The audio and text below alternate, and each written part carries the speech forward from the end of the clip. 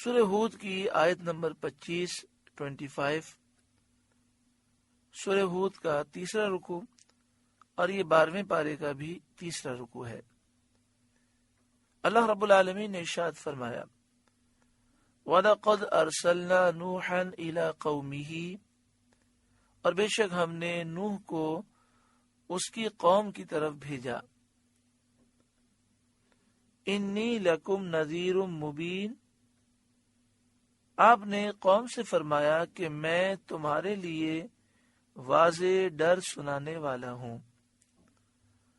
اللہ تعبدوا الا اللہ، کہ اللہ کے سوا کسی کو نہ پوجو۔ انی اخاف علیکم عذاب یوم علیم، بے شک میں تم پر ایک مصیبت والے دن کے عذاب سے ڈرتا ہوں۔ حضرت صدر الافاضل حضرت علامہ سید نعیم الدین مراد آبادی علیہ رحمہ تفسیر خزائن العرفان میں تفسیر خازن کے حوالے سے لکھتے ہیں کہ حضرت عبداللہ بن عباس رضی اللہ تعالی عنہما نے فرمایا کہ حضرت نوح علیہ السلام 40 سال کے بعد مبعوث ہوئے، یعنی آپ نے نبوت کا اعلان فرمایا 40 سال کی عمر میں، اور 950 سال اپنی قوم کو دعوت فرماتے رہے۔ 950 سال 950 برس آپ نے تبلیغ فرمائی، اور جب طوفان آیا اور قوم ہلاک ہو گئی تو اس کے بعد 60 برس دنیا میں آپ رہے۔ تو اس حساب سے آپ کی عمر 1050 سال کی ہوئی۔ اس کے علاوہ عمر شریف کے متعلق اور بھی اقوال ہیں۔ فقال الملأ الذين كفروا من قومه، تو نوح کی قوم کے سردار جو کافر ہوئے تھے وہ بولے ما نراک الا بشرا مثلنا، ہم تو تمہیں اپنے ہی جیسا آدمی دیکھتے ہیں۔ اس گمراہی میں بہت سی امتیں مبتلا ہو کر اسلام سے محروم رہیں۔ قرآن پاک میں جگہ جگہ ان کے تذکرے ہیں۔ اس امت میں بھی بہت سے بدنصیب سید عالم صلی اللہ علیہ وآلہ وسلم کو اپنے جیسا بشر کہتے ہیں اور برابری کا خیال رکھتے ہیں۔ اللہ تعالیٰ انہیں گمراہی سے بچائے۔ نبی اکرم صلی اللہ علیہ وآلہ وسلم نور بھی ہیں، بشر بھی ہیں، انسان بھی ہیں، مگر حضور کے متعلق کو یہ عقیدہ رکھے کہ میں حضور کے جیسا بشر ہوں اور حضور میرے جیسے بشر ہیں، تو واقعی وہ کائنات کا بہت بڑا نادان ہے۔ وَمَا نَرَاكَ اتَّبَعَكَ إِلَّا الَّذِينَ هُمْ أَرَاذِلُنَا بَادِيَ الرَّأْيِ، اور ہم نہیں دیکھتے کہ تمہاری پیروی کسی نے کی ہو مگر ہمارے کمینوں نے سرسری نظر سے۔ نوح علیہ السلام کی قوم کے سردار کہنے لگے کہ ہم دیکھ رہے ہیں کہ آپ پر ایمان لانے والے سارے کمینے لوگ ہیں، نعوذ باللہ من ذالک۔ انہوں نے مسلمانوں کو کمینہ کہا۔ اس کی وجہ کیا تھی؟ کہ جو لوگ حضرت نوح علیہ السلام پر ایمان لائے وہ غریب تھے اور ان کے پیشے بہت معمولی تھے، اور حقیقت یہ کہ ان کا کہنا بالکل جہالت ہے، کیونکہ انسان کا مرتبہ دین کی وجہ سے ہوتا ہے، نبی اکرم صلی اللہ علیہ وآلہ وسلم کی پیروی سے ہوتا ہے۔ تو جنہوں نے نوح علیہ السلام کی پیروی کی اور جنہوں نے دین کا اتباع کیا ان کا مرتبہ ہے۔ مال اور منصب اور پیشے کو مرتبے میں کوئی دخل نہیں ہے۔ دیندار نیک سیرت معمولی پیشے والے کو نظر حقارت سے دیکھنا اور حقیر جاننا جاہلانہ فعل ہے۔ کوئی آدمی غریب ہے، چھوٹا سا پیشہ ہے، اس کا معمولی کاروبار ہے، لیکن وہ دیندار نیک سیرت ہے، تو اس کو حقیر سمجھنا یہ کافروں کا طریقہ ہے۔ پھر انہوں نے کہا بادی الرأی، سرسری نظر سے یہ لوگ ایمان لائے ہیں، یعنی انہوں نے آپ کی بات پر غور و فکر نہیں کیا، بغیر سوچے سمجھے ایمان لے آئے ہیں۔ بعد نے کہا بعد یہ رأی کا معنی یہ ہے کہ ظاہر میں ایمان لائیں، دل میں یہ مومن نہیں ہے۔ تو کافروں نے کہا کہ جو آپ پر ایمان لائے ہیں یہ دل سے ایمان نہیں لائے۔ وَمَا نَرَى لَكُمْ عَلَيْنَا مِنْ فَضْلٍ، اور ہم تم میں اپنے اوپر کوئی بڑائی نہیں پاتے، نہ مال میں، نہ ریاست میں، نہ حکومت میں، نہ آپ کے پاس مال ہے نہ حکومت ہے۔ ان کا یہ قول بھی جہالت تھا، کیونکہ اللہ کے نزدیک بندے کے لیے ایمان اور فرما برداری یہ فضیلت کا سبب ہے، نہ کہ مال اور ریاست اور حکومت۔ وَمَا نَرَى لَكُمْ عَلَيْنَا مِنْ فَضْلٍ، اور ہم تم میں اپنے اوپر کوئی بڑائی نہیں پاتے، بل نَظُنُّكُمْ كَاذِبِينَ، بلکہ ہم تمہیں جھوٹا خیال کرتے ہیں کہ آپ جو نبوت کا دعویٰ کر رہے ہیں اس میں آپ جھوٹے ہیں، نعوذ باللہ من ذالک، اور آپ کی پیروی کرنے والے جو اس کی تصدیق کر رہے ہیں وہ اس میں جھوٹے ہیں۔ قال، نوح علیہ السلام نے فرمایا، یا قومی، اے میری قوم، ارائیتم ان کنت علی بینۃ من ربی، بھلا بتاؤ تو اگر میں اپنے رب کی طرف سے روشن دلیل پر ہوں جو میرے دعوے کے سچے ہونے پر گواہ ہے،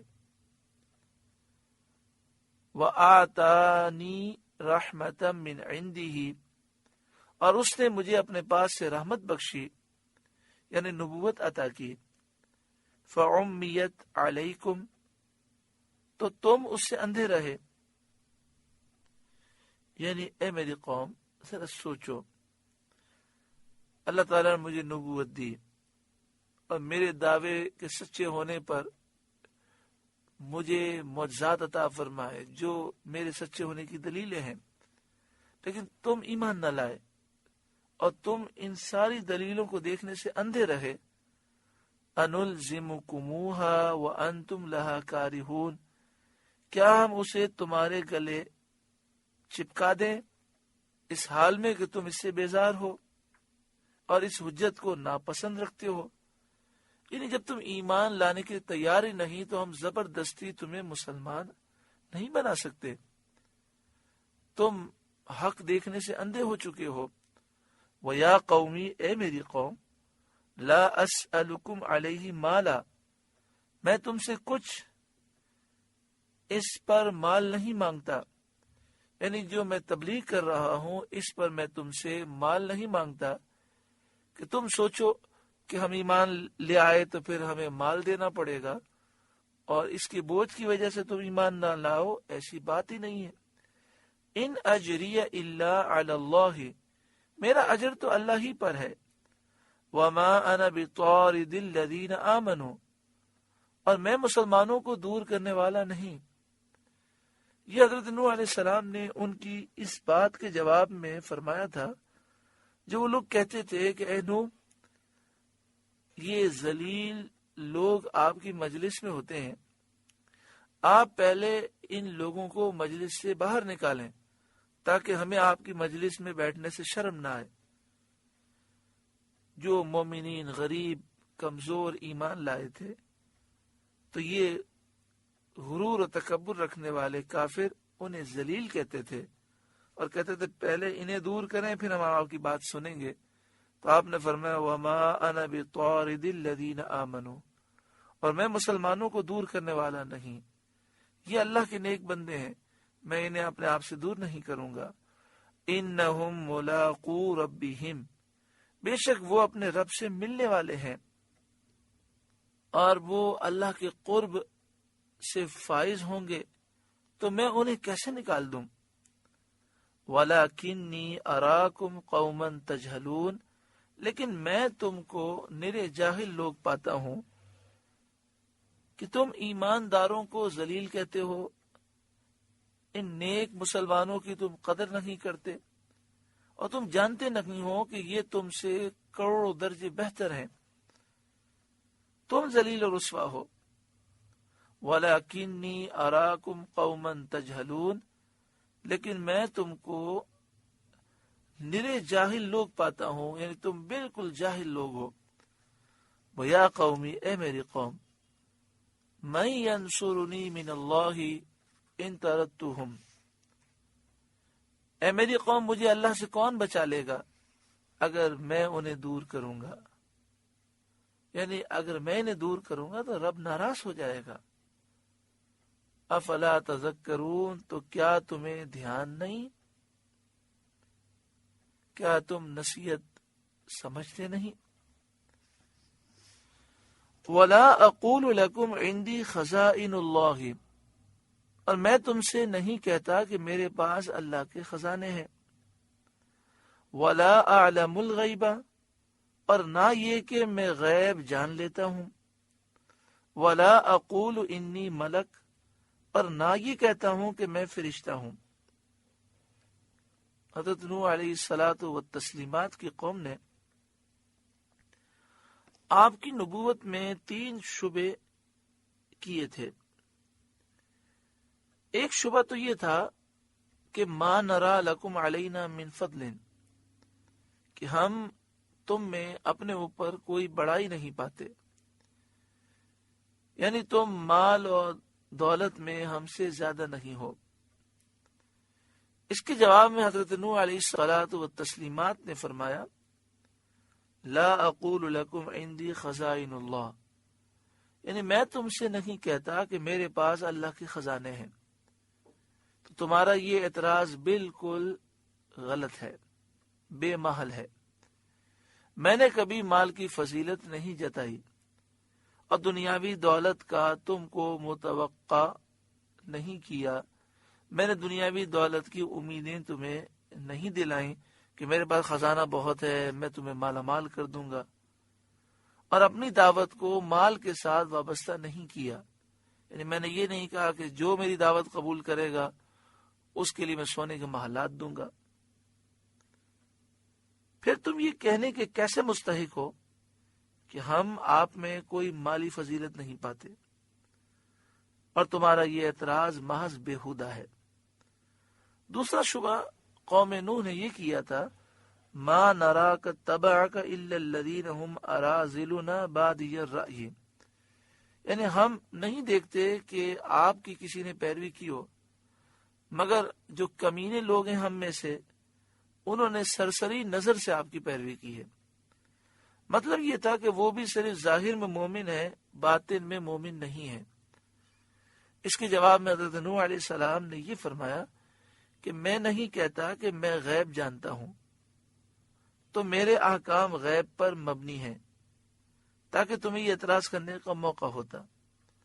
جب میں نے یہ کہا ہی نہیں تو اعتراض بالکل بیکار ہے، بے محل ہے، اور شریعت میں ظاہر ہی کا اعتبار ہے، لہذا تمہارا یہ اعتراض بالکل بیجا ہے۔ نیز لا اعلم الغیبہ فرمانے میں قوم پر ایک لطیف تعریض بھی ہے، یعنی انہیں جھنجھوڑا گیا ہے کہ کسی کے باطن پر حکم کرنا اس کا کام ہے جو غیب کا علم رکھتا ہو۔ میں نے تو اس کا دعویٰ نہیں کیا باوجود اس کے کہ میں نبی ہوں، تو تم کس طرح کہتے ہو کہ وہ دل سے ایمان نہیں لائے؟ کیا تم نے ان کے دلوں میں جھانک کے دیکھا ہے؟ تیسرا شبہ اس قوم کا یہ تھا کہ ما نراک الا بشرا مثلنا، یعنی ہم آپ کو اپنے ہی جیسا آدمی دیکھتے ہیں۔ اس کے جواب میں فرمایا کہ میں تم سے یہ نہیں کہتا کہ میں فرشتہ ہوں، یعنی میں نے اپنی دعوت کو اپنے فرشتے ہونے پر موقوف نہیں کیا تھا کہ تمہیں یہ اعتراض کا موقع ملتا کہ کہتے تو تھے کہ میں فرشتہ ہوں لیکن یہ ہے تو بشر، لہذا تمہارا یہ اعتراض بھی باطل ہے۔ یہاں پر یہ بات سمجھ لیں کہ اس آیت کا ہرگز یہ مطلب نہیں کہ اللہ تعالیٰ نے اپنے نیک بندوں کو نوازا نہیں ہے۔ اللہ نے انبیاء کو، اولیاء کو کئی خزانوں سے نوازا ہے۔ مراد یہ کہ میں نے یہ دعویٰ نہیں کیا کہ میں خزانے رکھتا ہوں اور تمہیں بانٹوں گا۔ اللہ نے مجھے خزانے دیے ہیں لیکن یہ خزانے تمہیں نظر نہیں آتے، تو تمہارا یہ اعتراض بالکل بے محل ہے کہ میں نے یہ دعویٰ نہیں کیا۔ نبی اکرم صلی اللہ علیہ وآلہ وسلم کی حدیث ہے بخاری شریف میں، واللہ یعطی وانا قاسم، اللہ خزانے مجھے دیتا ہے اور میں تقسیم کرتا ہوں۔ اسی طرح بخاری شریف میں اوتیت مفاتیح خزائن الارض، مجھے زمین کے خزانوں کی چابیاں دی گئیں، یعنی زمین کے خزانوں کا مجھے مالک بنایا گیا۔ دوسری بات، ولا اعلم الغیبہ، اس کے معنی یہ ہے کہ میں ذاتی طور پر غیب جان لوں، اللہ کی عطا کے بغیر ایسا نہیں ہے، میں نے اس کا دعویٰ نہیں کیا۔ انبیاء غیب جانتے ہیں، مگر وہ باتیں جانتے ہیں جو اللہ سکھاتا ہے۔ اللہ کی عطا کے بغیر غیب کا علم ہو، پوشیدہ علم ہو یا ظاہر علم ہو، اللہ کی عطا کے بغیر کوئی ایک ذرہ بھی نہیں جان سکتا۔ اللہ کا علم ذاتی ہے، اللہ کے بندوں کا علم عطائی ہے۔ آگے شاد فرمایا، وَلَا أَقُولُ لِلَّذِينَ تَزْدَرِي أَعْيُنُكُمْ لَن يُؤْتِيَهُمُ اللَّهُ خَيْرًا، اور میں انہیں نہیں کہتا جن کو تمہاری نگاہیں حقیر سمجھتی ہیں کہ ہرگز انہیں اللہ کوئی بھلائی نہ دے گا۔ تم یہ کہتے ہو یہ غریب جو آپ پر ایمان لائے ہیں، یہ جس طرح دنیا میں بے سر و سامان ہے، آخرت میں بھی ان کا حال یہ ہوگا۔ آپ نے فرمایا میں یہ نہیں کہتا، یعنی یہ اللہ کے نیک بندے اسی پر قائم رہے تو اللہ آخرت میں خوب نوازے گا۔ اللہ اعلم بما فی انفسہم، اللہ خوب جانتا ہے جو ان کے دلوں میں ہے، نیکی ہے، بدی ہے، اخلاص ہے، نفاق ہے، اللہ جانتا ہے۔ انی اذا لمن الظالمین، ایسا کروں تو ضرور میں ظالموں میں سے ہوں۔ یعنی اگر میں ان کے ایمان ظاہر کو جھٹلا کر ان کے باطن پر الزام لگاؤں اور انہیں نکال دوں تو پھر میں ظالم ہو جاؤں گا، اور اللہ کا شکر ہے میں ظالموں میں سے ہرگز نہیں ہوں، تو ایسا کبھی نہیں کروں گا۔ قالو، وہ بولے، یا نوح، اے نوح، قد جادلتنا فاکثرت جدالنا، آپ ہم سے جھگڑے اور بہت ہی جھگڑے۔ فأتنا بما تعدنا، تو لے آؤ جس کا ہمیں وعدہ دے رہے ہو، ان کنت من الصادقین، اگر آپ سچے ہو، جس عذاب کا آپ ذکر کر رہے ہیں وہ عذاب لے آئے۔